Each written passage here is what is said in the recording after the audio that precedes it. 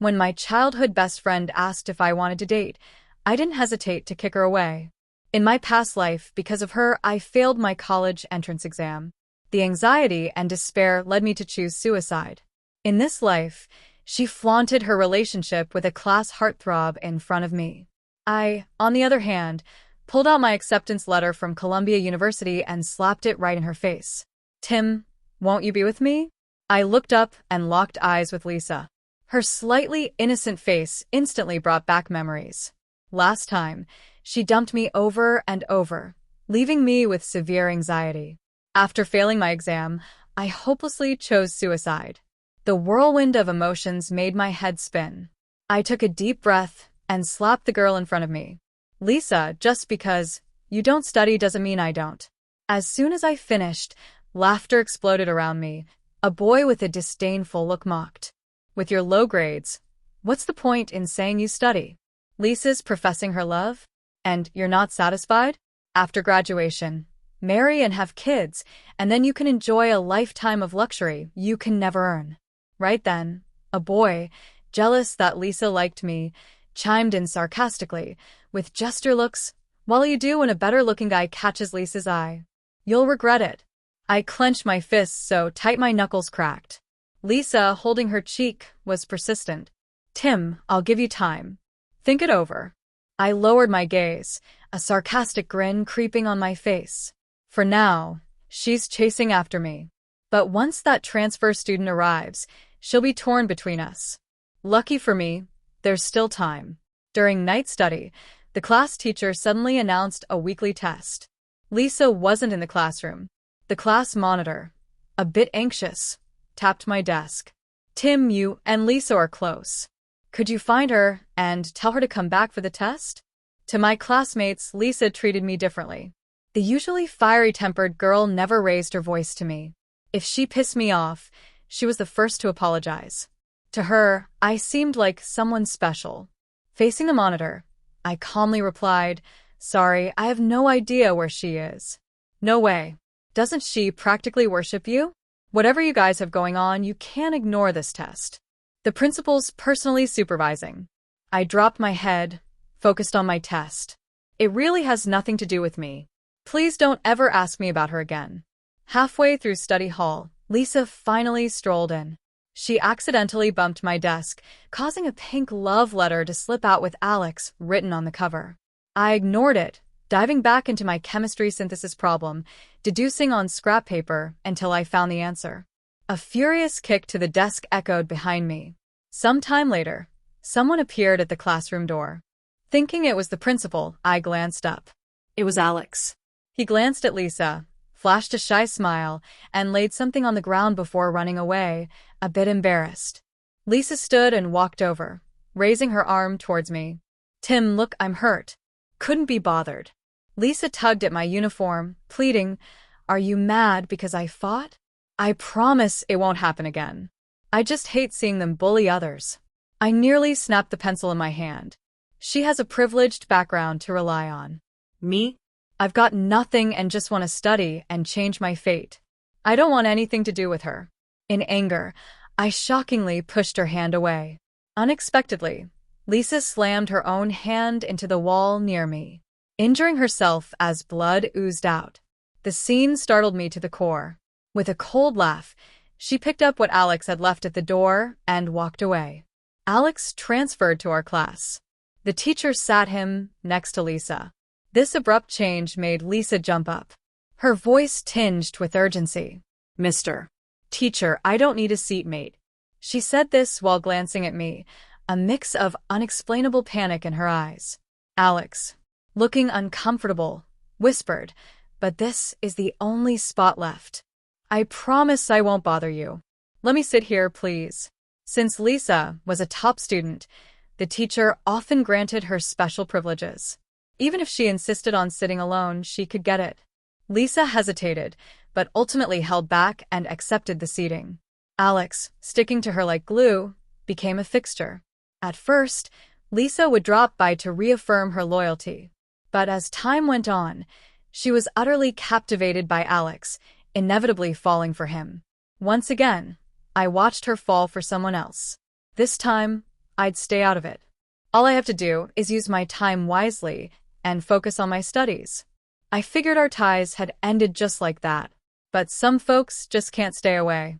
A rumor about Alex blew up on the school's confession wall, also posted on the school's bulletin board.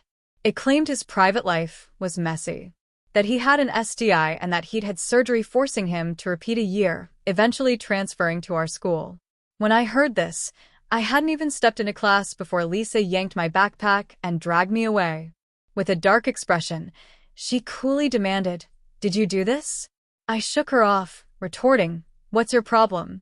I couldn't care less about you too." Turning to leave, Lisa grabbed my arm.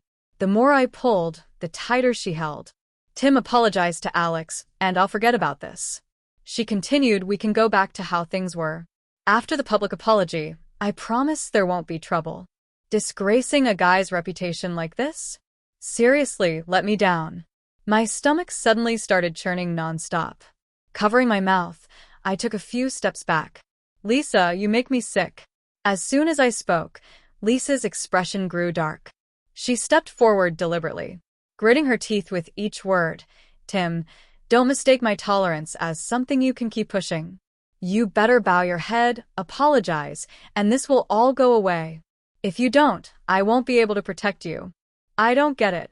I've tried so hard to stay away, yet they just won't leave me alone. Lisa, I won't apologize for something I didn't do. You'll regret it, Tim," she snapped. Quickly, I realized what Lisa meant by regret. My scholarship got taken away. Someone told the school leadership that I had bad character and wasn't worthy of it. I'm just an ordinary student, coming from a small town to study here. My parents work elsewhere, and every semester, I rely on the scholarship to survive. That unexpected news left me shaking all over. After the class rep read the scholarship list, he looked at me cautiously. "Tim, are you all right? Maybe you should talk to the homeroom teacher?" It was like I just woke up. I stumbled toward the office. The homeroom teacher was marking papers. I stood in front of him for a while before he looked up. "Tim, if you're here about the scholarship, there's no point. The scholarship was given to you because of your family situation, plus it's based on grades. If you can't manage your own affairs, don't come to me. If you score in the top 3 of the class, earn it fair and square. Who can question you? Don't blame others if you don't try." At that moment, I felt utterly desolate, like every sound around me disappeared. I don't remember how I got back to the classroom, but I must have looked awful. The helplessness had me collapsing to the floor. Since being reborn, I've had one thing on my mind. I must get into a top school. Subconsciously, I know it's crucial for me. If I miss it, I'd regret it deeply. My grades aren't great, and if I have to split my attention working part-time to make a living, it might crush my dreams entirely. Despair hung over me like a heavy cloud, making it hard to breathe. "Tim?" Lisa's voice was raspy. "Giving up? Ready to apologize?" I hung my head, speechless. She looked at my reddened eyes and smirked. "If you'd listened earlier, this could have been avoided." Her words cut like a knife, draining the color from my face. "But I really need the scholarship." In a low voice, I begged, "Tell me, what do I have to do for you to leave me alone?" "Apologize." Lisa's eyes were cold, lacking any warmth. My mind was a mess, nearly unable to function. For some, just living is a massive challenge. I bit my lip, forcing out the words hoarsely. "Fine. I apologize." I followed Lisa to Alex, swallowing. "Sorry, I was jealous and did wrong. I won't do it again. Please forgive me." Bowing, I felt my dignity shatter with it. Lisa felt a pang of guilt seeing my meekness. Before she spoke, I continued, "Is this apology adequate? Do I need to kneel?" Alex looked really wronged. "Tim, I know you used to be close with Lisa, but stop that now." "Come on, Alex, forgive him." Lisa quickly reassured him, while I gathered what little dignity I had left and quietly walked away. If my grades were good enough, maybe I could avoid this humiliation. In the end, this is partially my fault. I'm not willing to endure this again. With no one shielding me, I'll learn to be strong on my own. With no one showing me love, I'll learn self-love. While Lisa and Alex flaunt their romance, I'm digging deep, studying hard, determined to erase past embarrassment with each exam score. When the monthly test results came out, I was thrilled to see I jumped up about 12 spots in the rankings. Even those subjects I usually failed in, I passed. That moment filled me with unparalleled satisfaction. Though the progress wasn't massive, I finally recaptured my focus on learning. Looking back to when I first came from the town to this top city high school, my grades dropped from top tier to bottom feeder, plagued by panic and self-doubt. My once proud identity seemed to vanish overnight. The mocking and ridicule from classmates made it even harder to concentrate on studying. Back then, Lisa became my emotional support, but I foolishly shifted my focus from academics to romance, which was a huge mistake. When the grades were released, Lisa looked visibly upset since hers had taken a nosedive. In contrast, Alex remained comfortably in the top 3. Patting Lisa on the shoulder, he comforted, "Don't worry, it's just a blip.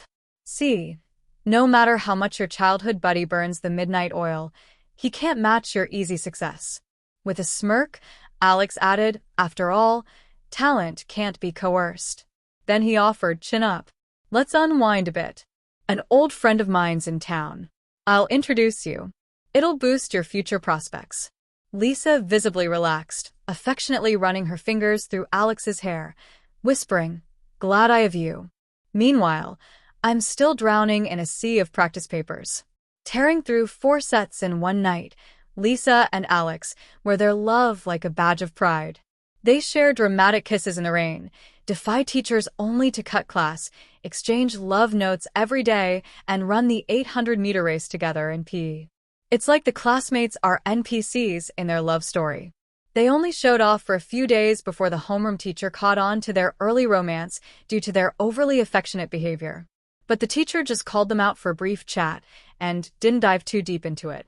After all, when 2 top students in the grade start dating, the teacher just asked them to not let it affect their grades and turned a blind eye.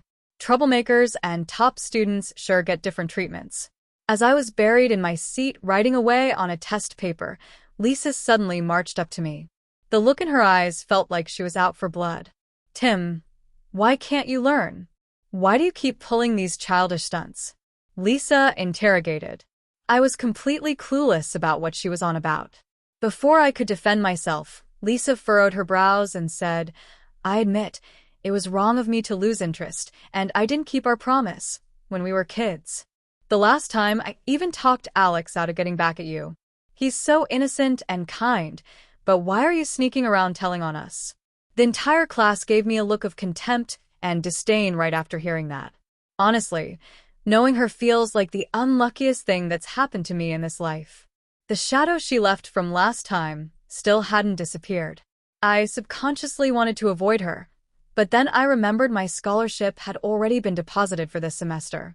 Based on my progress, I should be able to earn it on my own next semester. Suddenly, I wasn't scared anymore. I snapped back at her, "Lisa, stop losing it over nothing." Lisa angrily retorted, "Tim's still playing innocent? At the last parents' meeting, a lot of classmates saw you talking to Alex's mom for ages. If it wasn't you, then who? Alex actually has someone looking out for him. His mom's strict. She's been holding him accountable about the relationship for a while now." My anger flared up instantly, my hands tingled, and it felt like my chest was about to explode. It was the same in the past life. Lisa constantly siding with Alex because of those ambiguous things, he said. They'd go to the library without me, saying it was too hard for me to keep up with their studies. The few times we'd hang out, Alex would tag along, and they'd be laughing while I felt like the third wheel. I was so tormented I wanted to split, but Lisa accused me of overthinking and caring too much. Then she'd suddenly be nice again. She wouldn't let me go while being inseparable from Alex. I was trembling with rage, my anger roaring like wildfire within. "Lisa, I couldn't care less about you too." That day, it was his mom who stopped and questioned me out of the blue. "You two flaunt so much. The only thing left is to announce your relationship over the principal's head. I'd rather not call 911 if you two collapsed in front of me. I'm not wasting time tattling on you. Two drama queens disturbing my studies." I got up and gave her a slap. "Lisa, disturb me again. And I'll slap you again with everything I've got. Who do you think you are? Why should I revolve around your world? Am I supposed to accept your affection just because you have it? You act like you're gold or something. I must have been doomed from the start for knowing you. You think you're better now because you've got money? Weren't you living in that dingy alley back then? And when those kids bullied you, who was it that took you in? Lisa was stunned silent from that slap, turned quiet. Her story's complicated. She was deliberately abandoned by her stepmother. When she roamed near my place, it was me who took her in out of kindness. My family wasn't wealthy, but we never let her go hungry. When her family took her back, she promised to return and find me. That Tim, wait for me till I grow up, had now become Tim. It's my fault. Once I was all she saw, but now she looks at me as if I'm some kind of villain. Getting close to finals, Lisa skipped class for a racing event. Unfortunately, as a newbie, she lost control at a bend, crashed into a barrier post, and got rushed to the hospital. The birthday surprise she was planning for Alex went up in smoke, almost turning into a tragedy. Lisa came out of that accident with one arm and one leg broken. I shouldn't have known this, but one of Alex's admirers had to brag right in front of me about Lisa's love for Alex. I wasn't bothered. I just picked up my workbook and found a quiet place to keep studying. Over 2 months, I systematically reviewed all the stuff I'd learned. Now I could manage a 60% accuracy on a full practice test. Meanwhile, my phone was blowing up with texts from Lisa. She wanted me to visit her, and said she missed the meat porridge I made. I quietly blocked her number. On my way home, I caught a glimpse of a figure in the shadows. Lisa was struggling with crutches, almost falling over because of her haste. I looked on, expressionless. With enormous effort, she stumbled breathlessly over to me, trying to steady her voice though she was all choked up. Tim, why didn't you come see me in the hospital? I almost died. Do you know, when the car crashed with blood dripping down my face, I remembered those days living with you in that alley. I listened quietly, but not a single emotion stirred within me. I had come to realize the truth, that she loved herself the most. Some people, meeting them isn't fate. It's a calamity. Lisa was my calamity. Leaving her made my grades better, future clearer. She gazed hard at me, a trace of hope and plea mixed with her despair. I'll break up with him? So can we make up? Please? I tugged at the corner of my mouth. No, I don't want to. Didn't want it then. Don't want it now. Definitely won't want it in the future. Lisa's fingers trembled a bit, her gaze dropping dejectedly, lashes lightly trembling. Her pitiful look didn't move me. I was hoping she'd leave soon so I could rush home and keep getting in some reps on those practice problems. Every problem I solved gave me fulfillment, whereas one more word with Lisa felt like wasting precious time. Lisa shot me one last searching look, finally muttering, Tim, I was in the wrong. Alex, sneaking from behind Lisa, eyed me as if trying to see right through. I couldn't figure why he was focusing on me now, always giving me those unnerving glares. I carefully avoided any contact with him, but peace lasted only a few days before something else happened. The vice class president, with tears in her voice, said, the money the teacher asked me to keep for buying workbooks is missing. Just then, a classmate mentioned casually during gym class, I saw Tim go back to the classroom. Instantly, everyone's eyes were on me. How can you just ask him and expect him to admit it? You gotta tell the teacher. If he denies it then he's got nothing to stand on. Someone piped up. Right, we can have students with bad grades in our class, but we can't tolerate theft, another voice chimed in. Alex, resting his chin on his palm, said with a hint of sarcasm, Tim, even if it's not a lot of money, you can't steal. If you've already spent it, just apologize to everyone. I know your family's struggling, and I can help cover it, but you need to give the class an explanation. Lisa tried to stand up on her crutches to speak, but Alex silenced her with a sharp look. She lowered her head. Maybe when Tim's backed into a corner, she'll step in and he'll forgive her for everything. They could make things right again. The homeroom teacher walked in from outside. He glanced around and asked, What are you all doing gathered here? What's going on? After hearing what happened, he frowned. Some people in this class don't know the meaning of shame. There's a camera in this classroom. Don't you have any self-respect? Suddenly, the teacher threw a piece of chalk at me, hitting me on the head. He was clearly furious, yelling, "Can't you tell I'm talking about you? Teaching a student like you is such a disgrace." I gave a slight smile. "It wasn't me. Check the cameras." The teacher's voice became even sharper. "The money was still there before gym class. Only you came back to the classroom. The evidence is right here, so what are you denying?" I flipped the desk suddenly. "Teacher, there's a camera. Go check it if you want to catch someone. I'm not accepting these baseless accusations." The teacher's anger reached its peak. "Is it that hard to admit you're wrong? Who are you flipping the desk at? Do you think this is your house?" No matter what I did, he could always find fault with it. To people who dislike me, even breathing is a mistake. I looked directly at him. "Then call the cops on me. Are poor students always the scapegoats?" I already texted the police with my smartwatch. If I don't get a public apology from the whole school, I'll block the principal's office every day. And if it doesn't work, I'll hang myself in front of him. "You said I'm ill-mannered? I'll show you what true ill manners look like." The teacher's face finally showed panic. I rushed straight to the edge of the fourth-floor balcony. "I'll wait here for the police to clear my name." The teacher snapped back to reality and took a step forward, shouting, "Tim, calm down. What are you trying to do?" "I don't accept slander," I shouted back, exasperated. Lisa watched me precariously on the edge of the balcony, feeling her heart sink. Then a sharp pain and overwhelming confusion washed over her. With red-rimmed eyes and a hoarse voice, she pleaded, "Tim, it's too dangerous there. Come down. I believe you didn't take it.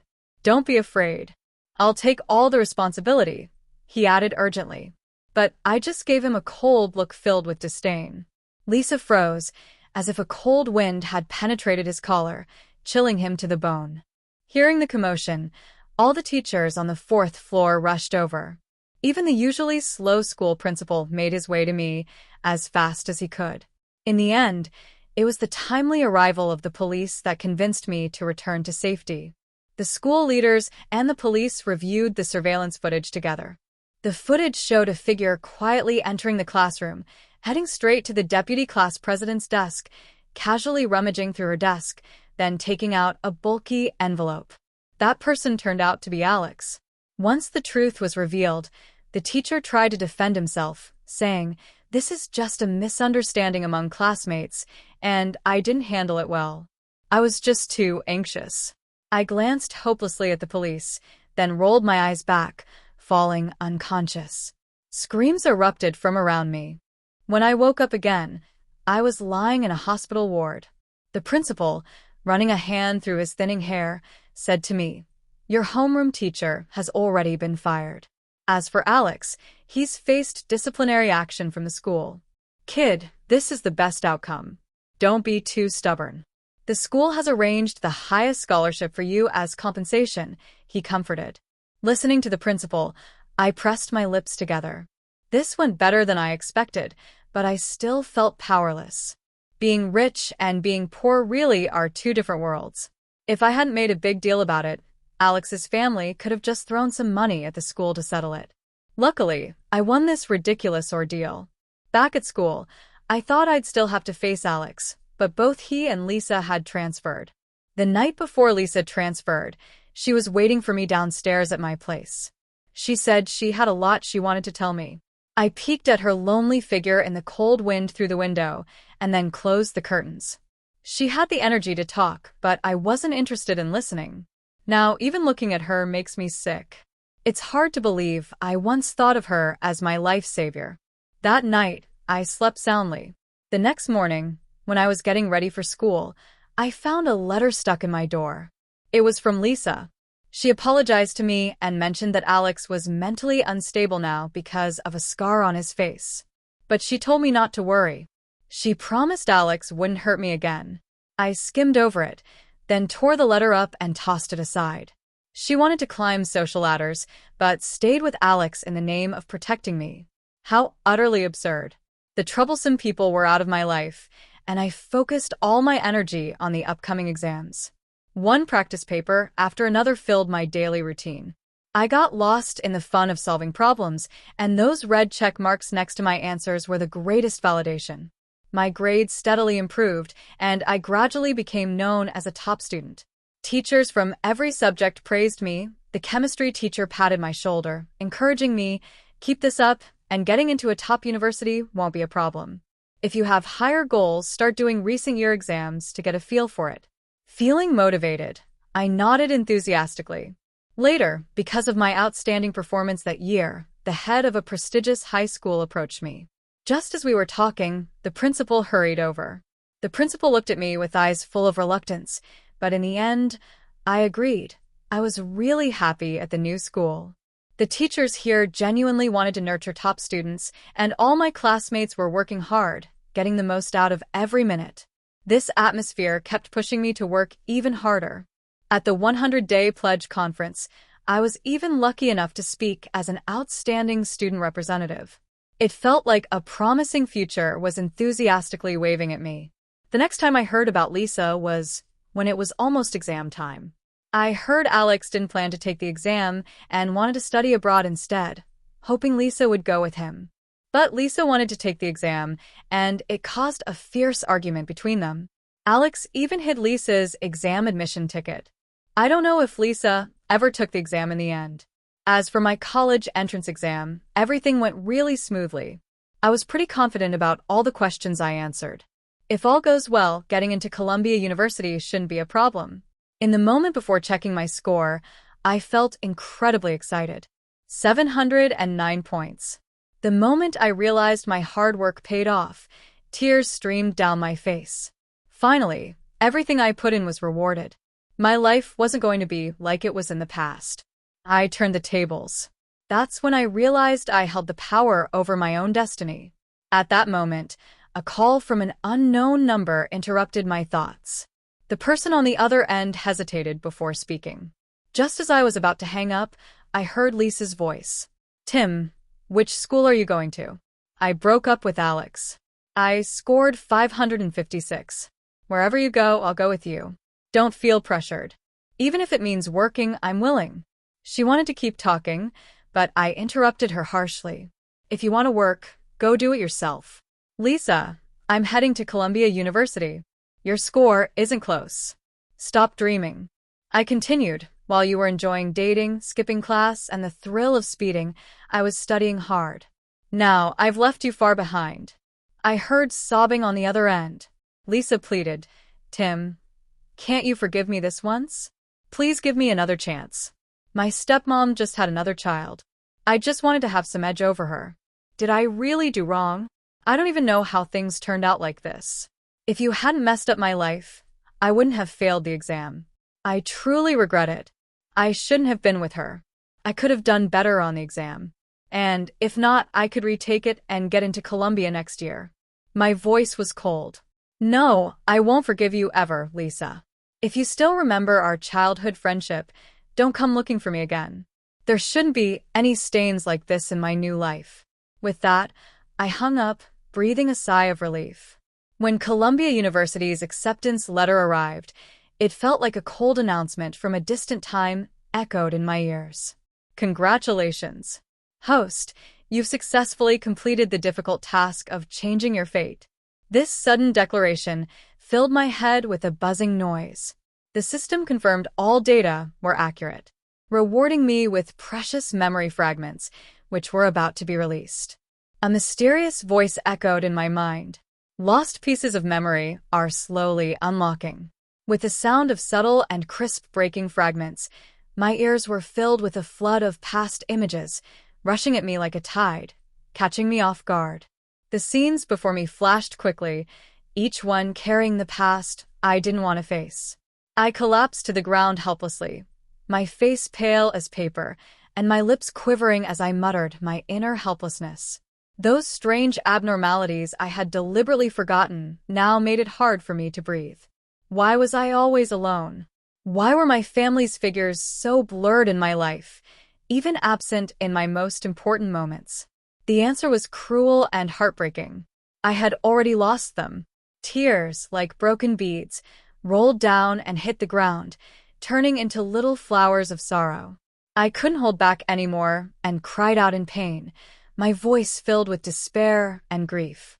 Recalling that sealed memory, my parents were working out of town and one afternoon encountered a villain planning a revenge attack on society. The villain's car was about to crash into a group of kindergarten kids after school. At that moment, they didn't hesitate to crash their motorcycle into the vehicle's front, stopping the attack, but they died on the spot. Losing my parents made me timid and fragile. After failing my college exam, my only mental pillar, my grandma, also passed away from illness shortly after. I felt abandoned by the world at that time and chose to end my life in despair. A mysterious system made a deal with me, taking my accrued virtue in exchange for my rebirth. Wait, suddenly, I realized an alarming fact.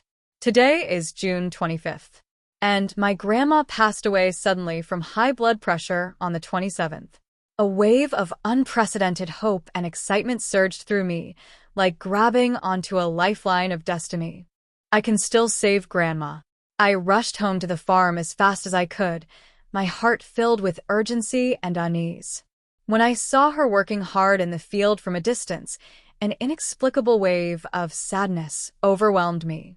I almost staggered toward her, fell to my knees in the mud, and couldn't squeeze out a word as if something gripped my throat. Grandma looked up in surprise, her kind eyes full of wonder. "Tim, why are you back so suddenly? Did something happen out there?" Her voice was filled with warmth and concern. "If you didn't do well, don't worry. Come back here, and Grandma will take care of you." I shook my head, tears welling up, and asked while choked up, "Grandma, would you blame me if I didn't do well?" Grandma smiled, warm as the sun in early spring.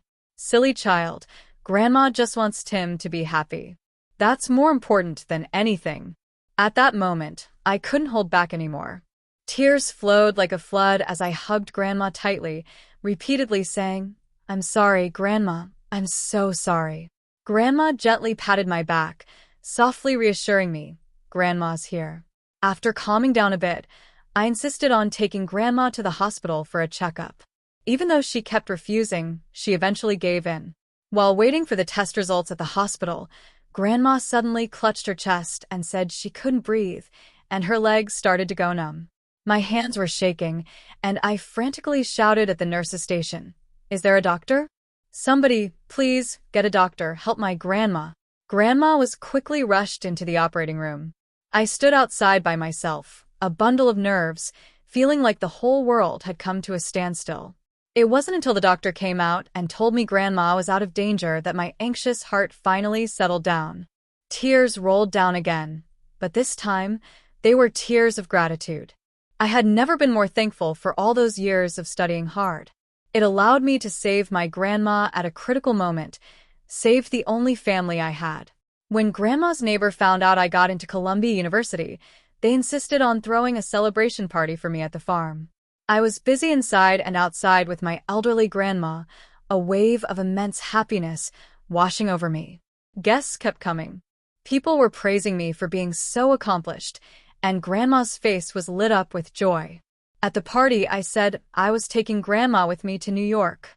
Grandma didn't want to go, but I told her the school gave me a lot of scholarships. We could definitely afford to live, and we could always be together. Suddenly, a kid came bouncing over with a gift in his hand. He innocently said, "A sister asked me to give this to you." I smiled and patted his head gently. "You keep it. I don't need it." The kid's eyes sparkled with admiration. "Thanks. I want to get into the best university, just like you." "You will, you definitely can," I assured him. I didn't pay attention to the person who should have disappeared from my life long ago. During my time at Columbia, I was fully immersed in my academic research. My advisor highly praised my efforts and accomplishments.